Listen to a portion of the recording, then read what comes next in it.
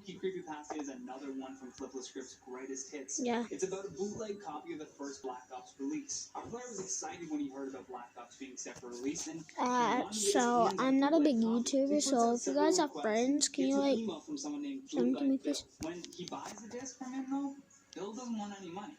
He just wants him to take the game. He feels so bad, he just leaves him baby dollars and heads home. To his surprise, the disc had the letters CODBHO.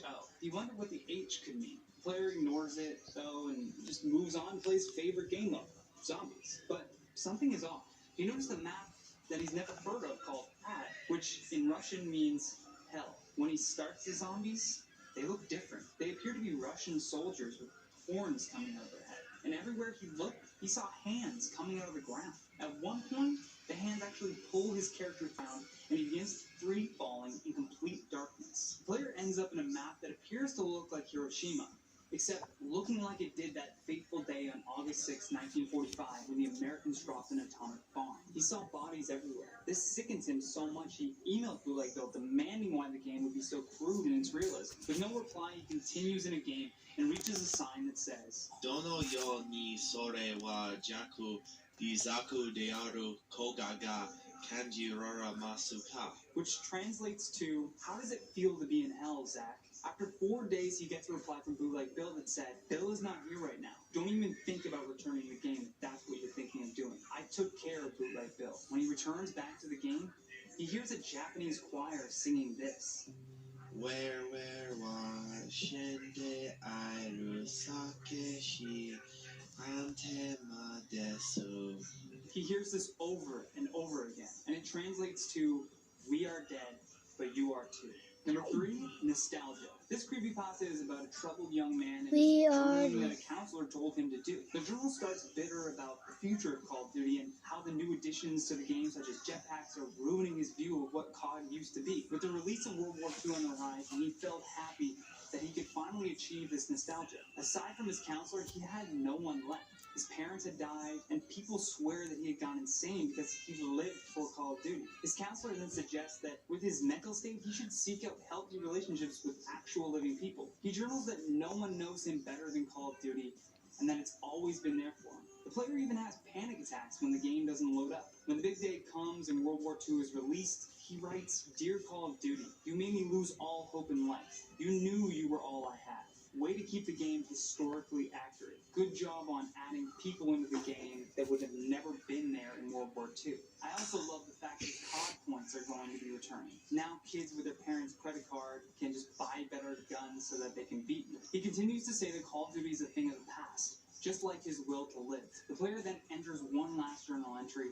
There's only one way to end the pain. This is my last entry into my journal. Maybe somebody someday will find this. Maybe one day you'll hear my voice and my final act as a person. Number 2, addicted.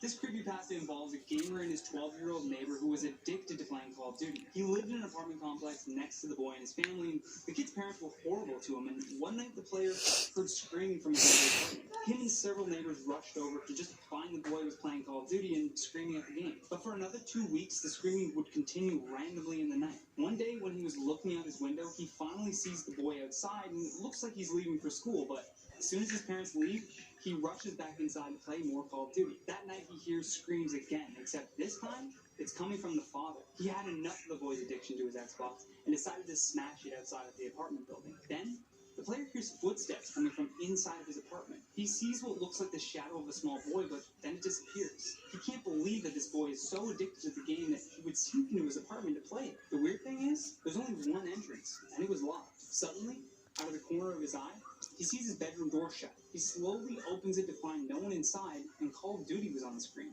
Then, the lights flicker, and he hears a woman's voice say, It's time to go. When the room goes dark, he runs out of his apartment to find police outside. They have 2 body bags, and the boy's father was being arrested. The next day on the news, he hears them say, a boy in Colorado tried to commit suicide for an unknown reason and was killed by his father in the process. The mother saw what her husband had done and called the police. Then the father shot her as well. 10 months later, the player's in a new apartment, but every now and then, he'll hear the kid's voice, and an Xbox turn on. Number 1, Reveal the Dead. This creepypasta is a different take on the Gift of Sight as seen on Flip the Scripts channel. It involves a Call of Duty zombies and a creepy ritual. It's a ritual that reveals certain aspects of our reality that our brain can blind us to. First, you'll need to load up zombies menu screen at 11:59 p.m. It can be any zombies on any Call of Duty, but just make sure every door and window in your home is closed. Make sure that your screen is displaying the zombie menu is in the center of the room.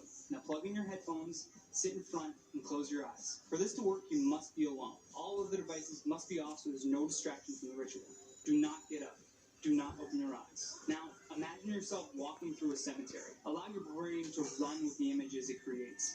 Do not fight it. Now imagine you're watching yourself in your current state. In your mind, walk up and place your hand on your shoulder. If you feel a cold chill down your spine or your neck hair standing up, it means you're almost there. You must continue to have your eyes closed. Now say, I want my eyes to be open 10 times. After the 10th time, open your eyes and begin playing solo zombies. Survive for as long as you can. If you can make it past the 5th round and you have remained true to every step in this ritual, you will now be able to see and feel the undead. This is both a blessing and a curse though, because not only can you see them, but they can see you. Do not allow your fears to take over. They feed off of your fear, and their hunger is never satisfied. And that has been the top 10 Call of Duty Creepypastas Part 2.